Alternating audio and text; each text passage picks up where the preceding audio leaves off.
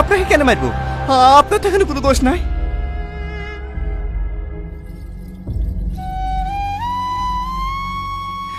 যাকে আমি 5 বছর ধরে ভালোবেসেছি, যাকে আমার জীবন চেয়ে বেশি বিশ্বাস করেছি, সেই তোমাকে ধোকা দিয়েছে।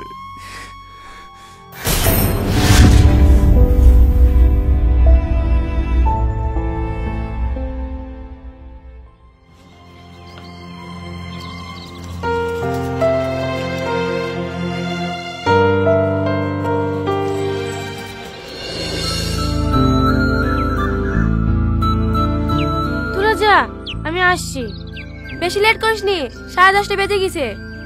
ঠিক আছে ঠিক আছে, যা, ক্লাস শুরু হওয়ার আগে আমি পৌঁছে যাব। চলো, আমার জামা কাপড় সব ব্যাগে ভরে নিয়েছি। আর একবার ভালো করে ভেবে দেখো, তোমার আব্বা মা ভাই বোন সবাইকে ছেড়ে থাকতে পারবা তো? হ্যাঁ পারবো, তোমার জন্য আমি পুরো পৃথিবী ছাড়তে পারবো, কিন্তু তোমাকে ছেড়ে অন্য কোনো ছেলের সাথে বিয়ে করতে পারবো না। আর মাত্র 4 দিন বাকি আছে, তুমি যত তাড়াতাড়ি পারো আমাকে এঁকে দিকে চলো। ভীষণ ভয় লাগে জানো, মাঝপথে তুমি আমার হাত ছেড়ে দিয়ে চলে যাবো না তো? না, মরে গেলেও না, যতই ঝড় তুফান আসুক, কথা দিলাম আমার শেষ নিঃশ্বাস পর্যন্ত আমি তোমারই থাকবো।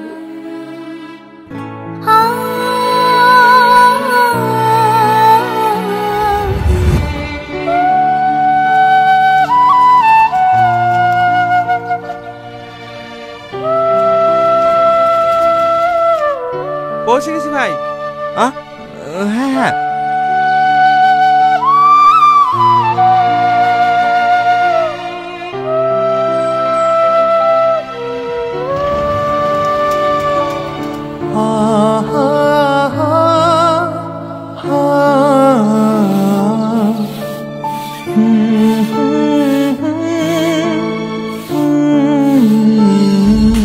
বাবু তুই চলে এসি মধু, আর সকাল থেকে জানটা ছটফট ছটফট করছিল তোকে দেখার লেগে। তোর আব্বাকে ফোনটা লাগাতে বললো, ফোনটাও লাগলো না। বাড়ি এসে তো ফোন করে জানাবি নি, কষ্ট দিতে খুব ভালো লাগে না। মুখ টুক সব সঙ্গে কি হয়ে গেছে দেখো দিনি, খাওয়া দাওয়া ঠিক মতো করিস নাকি?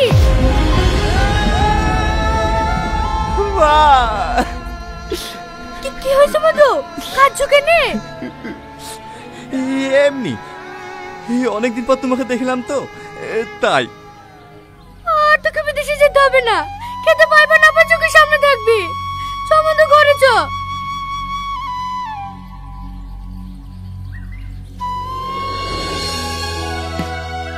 তুই বাড়িতে ছিলি না, বাড়িটা একবার খালি খালি লাগতো। লে মধু লে, তুই মাছ দিয়ে বড়ি দিয়ে রান্না করতে খুব ভালোবাসিস নি, তোর লেগে রান্না করেছি। টনি, বৌমার তো পরীক্ষা হয়ে গেছে, দাদুদিন শ্বশুর বাড়ি থেকে বৌমাকে লিয়ে আয়গা। না না আব্বা, ও খেলে আসতে যাবো না। কেন? এতদিন পর বাইরে থেকে বাড়ি আসলি, বৌমাকে আসতে হবে না? না, ও খেলে আসতে হবে না।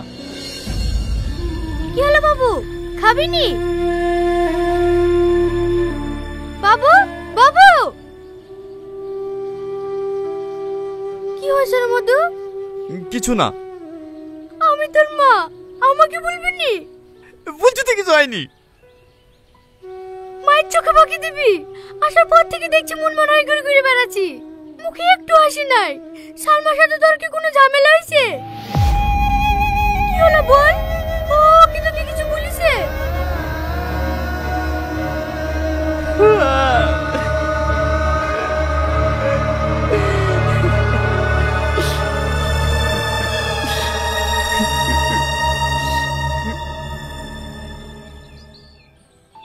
আর দোষ দেবো বলো? আমার ছেলে তো মানুষ, ওকে 1000বার করে বারণ করলু, প্রেম করে বি করিসনি বা প্রেম করে বি করিসনি। প্রেম করে বি করে কেউ সুখী হয় না, আমার কথা শুনলো নাকি? সেই তো জেদ ধরে বি করলো, বিনা দিলে বিষ খাবে, গলায় দড়ি দেবে। দাও পাঞ্জাবিটা দাও, আমি যাচ্ছি আসতে। বাপ মায়ের কোনো আটনি আছে নাকি? স্বামী থাকবে বিদেশে আর অন্য ছেলের সাথে ঘুরে ঘুরে বেড়াবে। লাও, ওখানে গিয়ে যেন কোনো ঝামেলা করো না। বৌমাকে একটু বুঝে বলবা, দেখবা চলে আসবে। যার সময় রোহন ভাইকে শুধু সাথে লিলিও, তোমার তো মাথা গরম, কি বলতে কি কি বলবা তার না ঠিক। কোথায় যাস আব্বা? বৌমা খালি আসতে। না না, ও অকেলে আসতে যেতে হবে না। চুপ কর, বিটা কি ছেলে আমি পেয়েছি নাকি? যখন খুশি বিয়ে করবি, যখন খুশি ছেড়ে দিবি। আমি যাচ্ছি বৌমা খেলে আসতে। বৌমা খেলে আসার পরে যেন আর কোনো ঝামেলা না হয়। আব্বা আমার কথাটা শোনো। আব্বা, আব্বা।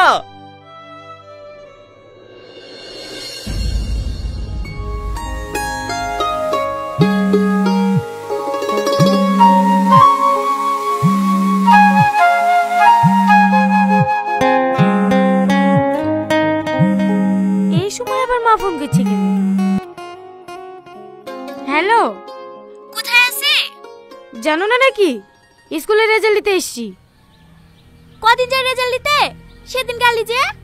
সেদিন পাইনি। ঠিক আছে লেলি, তাহলে তোর বাড়ি আয়। কেনে? তোর শ্বশুর তোকে নিতে এসছে। নিতে এসে বারণ করে দিবা। আমি তোমাদেরকে বলিনি নাকি আমার ভাত খাবো না? আমি ওসব কিছু বলতে পারবো না, তুই এসে বল। বৌমা কি বলছো বোন? দেখি আমাকে দেন। হ্যালো সালমা, কখন আসবা মা? আমি তোমাকে নিতে এসছি। বাবু বাড়ি চলে এসছে যে। বাড়ি চলে এসে তো আমি কি করব? আমি আপনার ছেলের ভাত খাবো না। এসব তুমি কি বলছো মা? স্বামী স্ত্রীর মধ্যে একটু ঝামেলা হতেই পারে, তাই বলে ভাত খাবো না বললে হবে? টনি কি কিছু বলেছিস তোমাকে? ও আর কোনো দোষ থাকলে বলো, মেরে ঠ্যাং ভেঙে দেবো। ও আবার কি দোষ করবে? যে স্বামী বয়স সকালে পূরণ করতে পারে না, সে স্বামী আমার দরকার নেই। ডিভোর্স পেপার পাঠিয়ে দেবো। আপনার ছেলেকে সই করে দিতে বলবেন। আমি আর আপনার ছেলে ভাত খাবো না। রাখছি। হ্যালো হ্যালো হ্যালো বৌমা, ফোনটা মনে হয় কেটে গেল। বোন, আর একবার ফোনটা লাগিয়ে দেন না। ছেড়ে দেন ভাই, মেয়ে যখন যেতে চাইছে না, আপনার ছেলেকে বলেন গা ছাড়ছুড় করে নিতে। জোর করে তার সংসার করানো যায় না। এই সামেত চ। আর একবার বৌমাকে ফোনটা লাগিয়ে দিলে হতো না? কি বারবার অপমানের যাচ্ছি? ওরা বলছে তো ডিভোর্স দিয়ে দেবো। দেশে কি মেয়ের অভাব নাকি?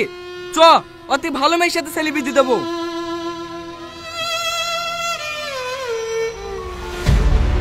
ভালো মেয়ের সাথে বিয়ে দে।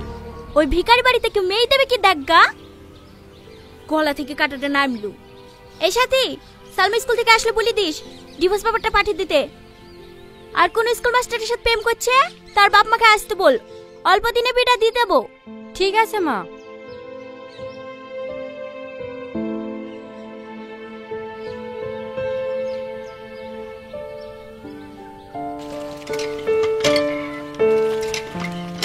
কি গো, একা আসছো যে? সালমা আসলো না? না, ও আর এ বাড়িতে কোনোদিনও আসবে না। কেনে? আমরা নাকি গরিব, আমার ছেলে নাকি ওর সকালে আর কিছু পূরণ করতে পারে না, তাই ওরা ডিভোর্স চাইছে।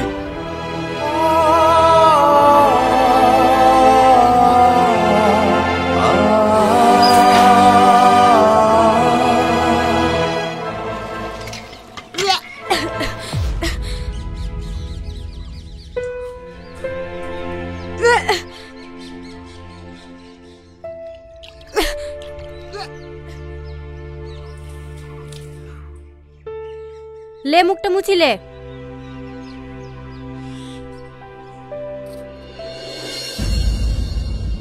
সব সময় উল্টো পাল্টা কাজ, সব সময় উল্টো পাল্টা কাজ। মাঝে মাঝে ইচ্ছা করে গলা টিপে ধরে মেরে দি। লে ফোন লাগা।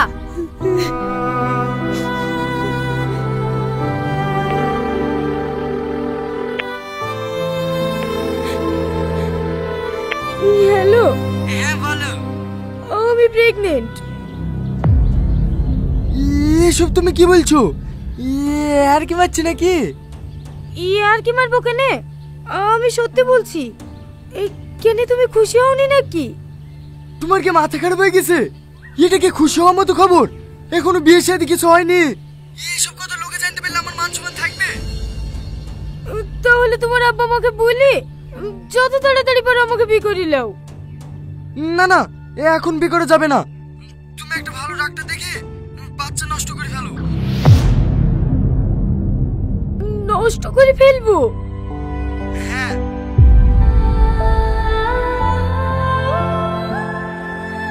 ওকে শুদ্ধ আসতে বল। তাহলে তুমি আসো, এসে আমাকে ডাক্তারখানায় নিয়ে যাও। না না, আমি এখন যেতে পারবো না, আমার অনেক কাজ আছে। ডাক্তারের সাথে ডাক্তার এনে যাও, যা টাকা লাগবে আমি পাঠিয়ে দেবো। রাখছি। এবার কি করবি? তোর মনে হয়েছে ও তোকে বিয়ে করবে? বাড়ি কোথায় মাস্টারে? জানিনি, বাজারে ঘর বেড়ালি থাকে। এক তোর মেরে মেরে ফেলতে মন যাচ্ছে, সব সময় উল্টো পাল্টা কাজ। কথা বকছি কেন রে? এখন কি করবো তাই বল। নানিদের বাড়ি যা, ওই গ্রামে ভালো একটা গায়নের ডাক্তার আছে, ওখানে কি দেখি লেগা। আশেপাশে দেখাতে কি কেউ জেনে ফেললে পরে দুর্নাম হবে। ঠিক আছে।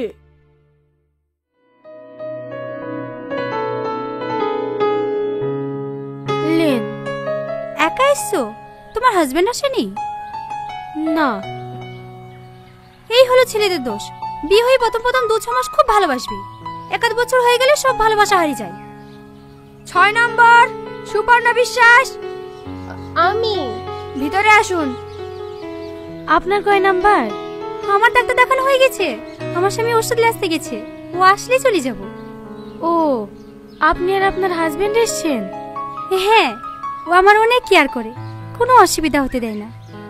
1 মাসে 2বার ডাক্তার দেখাতে এলাম, ও 2বারই আমার সাথে এসছে। 7 নাম্বার সালমা খাতুন। ইয়ে আমি। আরে আস্তে আস্তে, তুমি পারবা একা যেতে? হ্যাঁ।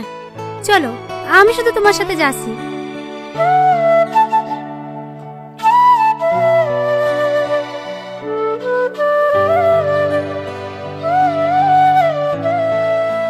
কোনো অসুবিধা নেই, গ্যাসের কারণে বমি হচ্ছিল। তাহলে আমি প্রেগনেন্ট না?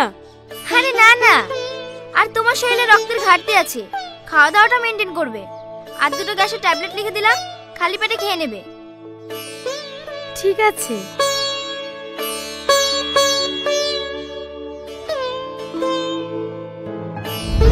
তুমি তুমি আমার হাজবেন্ডকে চেনো নাকি? হ্যাঁ, ও আমার স্কুলে পড়ে। এখানে কি ব্যাপার? তুমি জানো না আমি এখানে কেন এসেছি? ও, সেদিন পেটে ব্যথা বলে ছুটি নিলে, তার জন্য না? থাকো, চলো চলো, আমাদের আবার লেট হয়ে যাচ্ছে। দাঁড়াও, আমার কাছ থেকে তোমার কিছু পাওনা আছে, সেটা নেবে না? কি?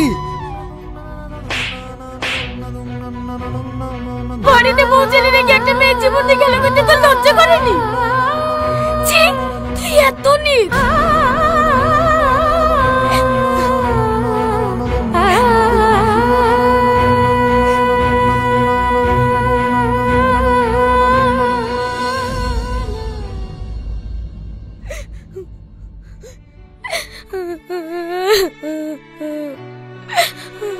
কাঁদিসনি, আমার সব শেষ হয়ে গেল রে।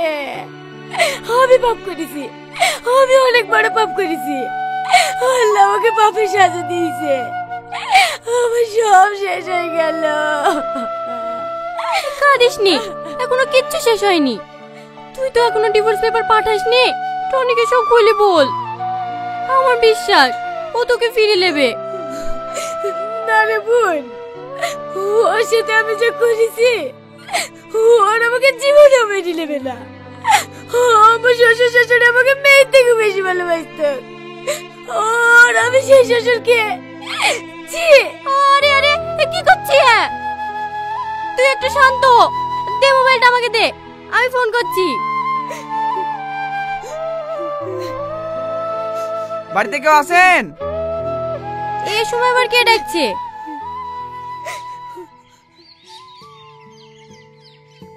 হ্যাঁ বলেন। সালমাকে, সালমার নামে একটা পার্সেল আছে। পার্সেল? সালমা, তোর নামে একটা পার্সেল আছে, বাইরে আয়। কই দেখি। এখানে একটা সই করে দেন।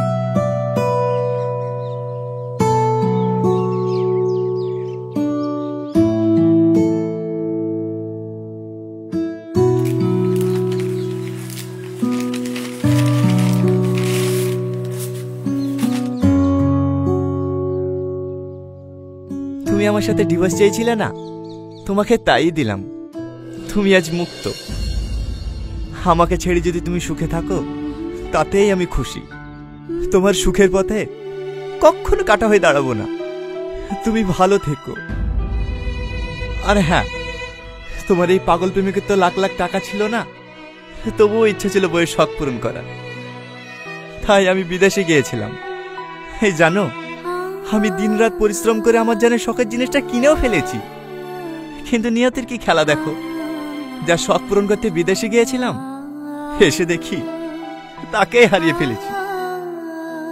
তাই তার শখের জিনিসটা তার কাছেই পৌঁছে দিলাম।